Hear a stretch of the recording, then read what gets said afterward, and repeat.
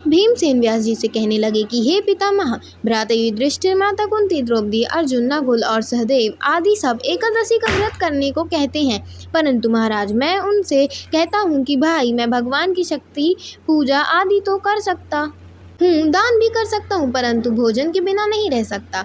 इस पर व्यास जी कहने लगे कि हे भीमसेन, यदि तुम नरक को बुरा और स्वर्ग को अच्छा समझते हो तो प्रति मास के दोनों एकादशी को अन्न मत खाया करो। भीम कहने लगे, हे पितामह, मैं तो पहले ही कह चुका हूँ कि मैं भूख सहन नहीं कर सकता।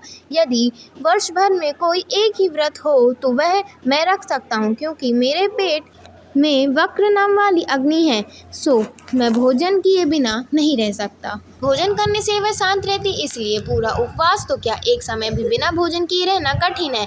अतः आप मुझे कोई ऐसा व्रत बताइए जो वर्ष में केवल एक बार ही करना पड़े और मुझे स्वर्ग की प्राप्ति हो जाए। श्री व्यास जी कहने लगे कि हे पुत्र, बड़े बड़े ऋषियों ने बहुत शास्त्र आदि बनाए हैं, जिनसे बिना धन के थोड़े परिश्रम से ही स्वर्ग की प्राप्ति हो सकती है।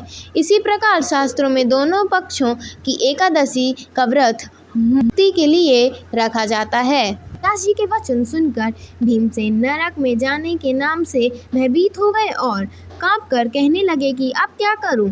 मास में 2 व्रत तो मैं कर नहीं सकता। हाँ, वर्ष में 1 व्रत करने का प्रयत्न अवश्य कर सकता हूँ। अतः वर्ष में 1 दिन व्रत करने से यदि मेरी मुक्ति हो जाए तो ऐसा कोई व्रत बताइए। यह सुनकर व्यास जी कहने लगे कि वृष और मिथुन की संक्रांति के बीच ज्येष्ठ मास के शुक्ल पक्ष की जो एकादशी आती है उसका नाम निर्जला है। तुम उस एकादशी का व्रत करो।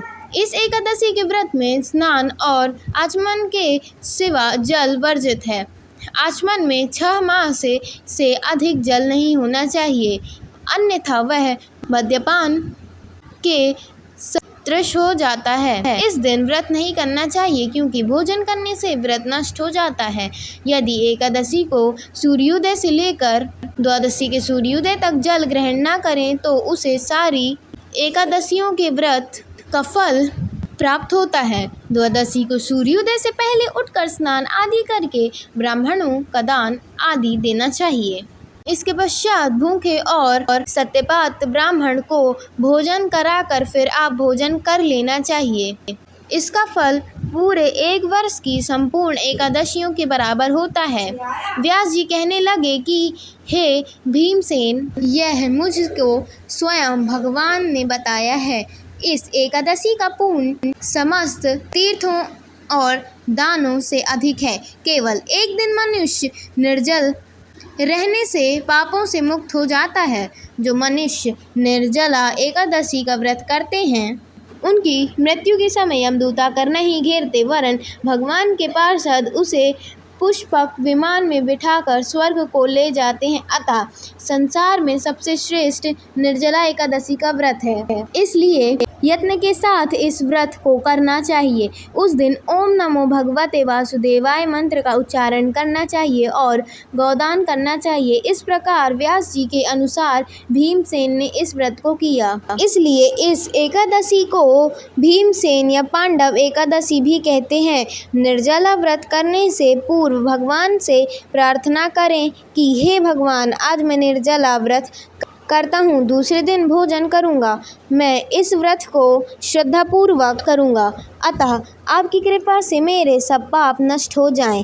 इस दिन जल से भरा हुआ एक घड़ा वस्त्र से ढांककर स्वर्ण सहित दान करना चाहिए। जो मनुष्य इस व्रत को करते हैं उनको करोड़ों पल सोने के दान का फल मिलता है, और जो इस दिन यज्ञादि करते हैं उनका फल तो वर्णन ही नहीं किया जा सकता। इस एकादशी के व्रत से मनुष्य विष्णु लोक को प्राप्त होता है। जो मनुष्य इस दिन अन्न खाते हैं वो चंडाल के समान हैं, वे अंत में नरक में जाता है। जिसने निर्जला एकादशी का व्रत किया है वह चाहे ब्रह्म हत्यारा हो, मद्यपान करता हो, चोरी की हो या गुरु के साथ द्वेष किया हो, मगर इस व्रत के प्रभाव से स्वर्ग जाता है। हे कुंती पुत्र, जो पुरुष या स्त्री श्रद्धापूर्वक इस व्रत को करते हैं उन्हें अग्रलिखित कर्म करना चाहिए। प्रथम भगवान का पूजन, फिर गौदान, ब्राह्मणों को मिष्ठान्न व दक्षिणा देनी चाहिए तथा जल से भरे कलश का दान।